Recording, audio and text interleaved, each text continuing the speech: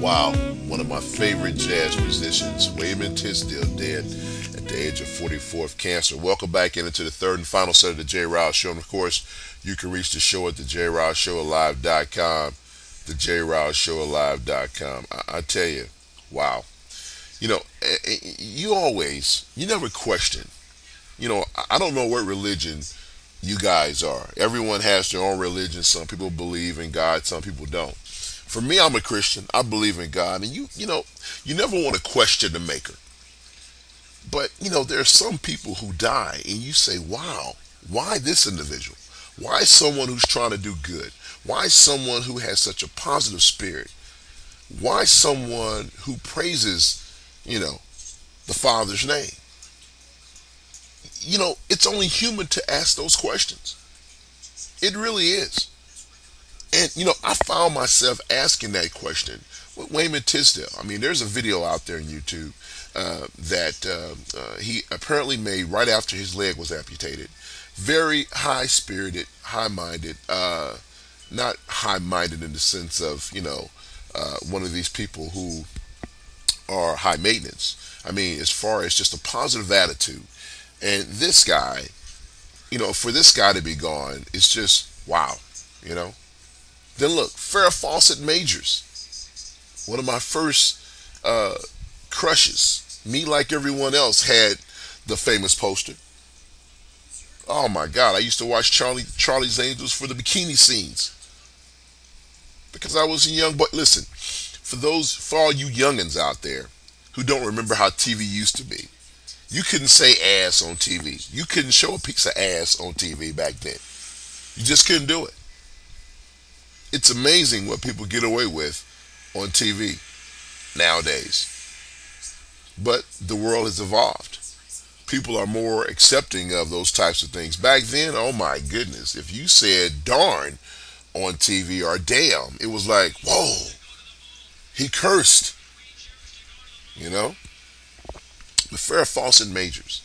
And and for her, Farrah really, in my mind, people don't realize that she only spent one season on Charlie's Angels, but she was the original angel. Cheryl Ladd had more time as the third angel than Farrah Fawcett did. But however, because of the fact that her hairstyle, people talk about that. I was a kid then. Her hairstyle, all the girls wanted that hairstyle.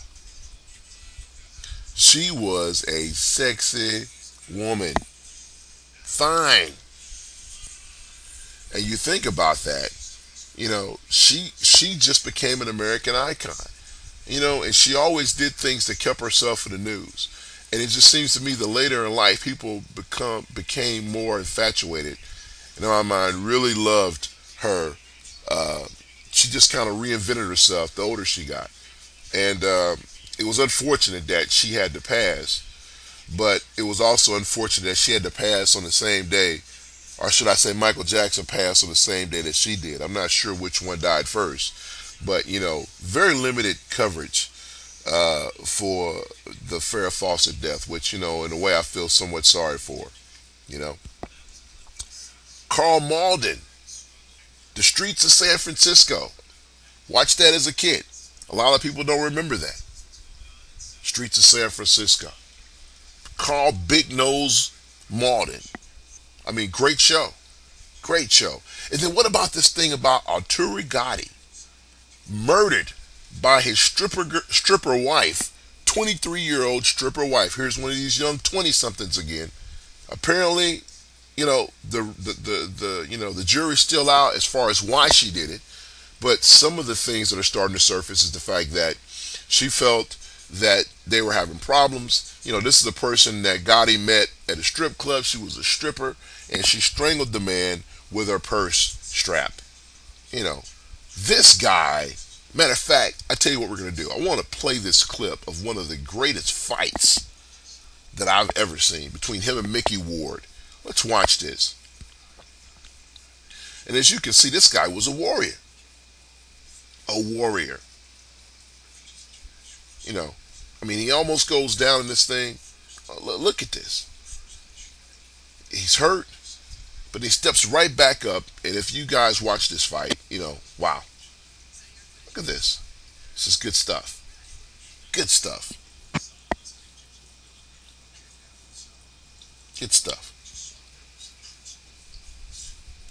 Well, I mean, it's just a shock. Ed McMahon. Here's Johnny. Another great American icon. He was one of these guys. He reminds me of like Michael Buffer. You know what? I don't like Michael Buffer. That's the guy that announces all the big fights. The guy that says, "Let's get ready to rumble." I mean, this guy makes millions of dollars for saying that. I guess I'm jealous. But anyway, I've digressed. But Ed McMahon, the original sidekick. He was the original. What was the guy that? He was the original Jerome. You know, Morris Day, Jerome. He was the original Get Hype Man. Remember the Hype Man? I can't remember his name for MC Hammer. He was the original sidekick. Great stuff. Great stuff. I mean, you think about it. A lot of the late night shows are patterned behind what Carson and McMahon did back in the day. You know, Letterman has his back and forth. His sidekick is really the guy that leads his band, Paul. When you look at a lot of the late night guys, you know, they do have a dialogue with someone. You know, Jay Leno, when he had the Tonight Show, you know, I think Marcellus took on that role for him. You know, it's just, you think about how things have evolved. You think about these people that you know are famous American icons. And like I said, I mean, I can't remember a time where this many celebrities died. I mean, well-known celebrities, not some B-listed folks.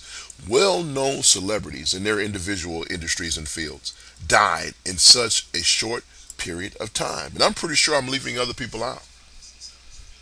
You know? It's amazing.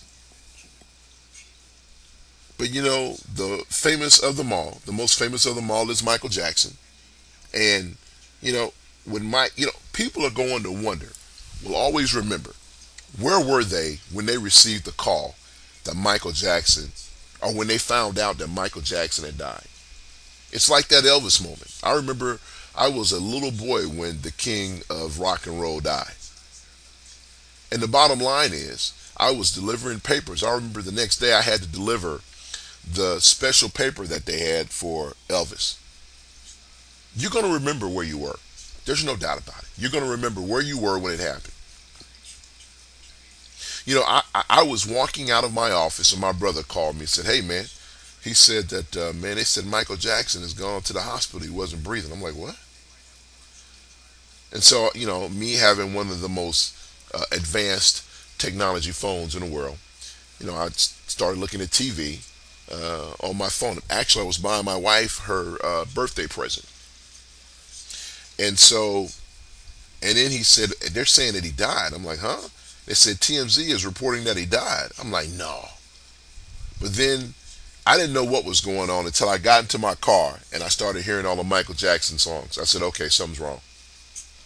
Because the only TV program that I could pick up on my phone was MSNBC, and they hadn't confirmed. They said he was in a coma. But when I got into my vehicle, all I heard was Michael Jackson songs. I said, oh, he must be gone. You know. Tell you what we're going to do. We're going to close the show out. Man, it's been I'm not going to say it's been a fun show. It's been a very unusual show because of the circumstances revolving the deaths of all these notable people. But I tell you what we're going to do, because, you know, I'm originally from Gary, Indiana, and I went home for the 4th, and so I have pictures of the Jackson home. 11 people stayed in this thing. So we're going to close the show with photos that I took there at the Jackson home. Hey, Book, man. Hey, great show today. It's an unfortunate show, but, you know, it's something that had to happen.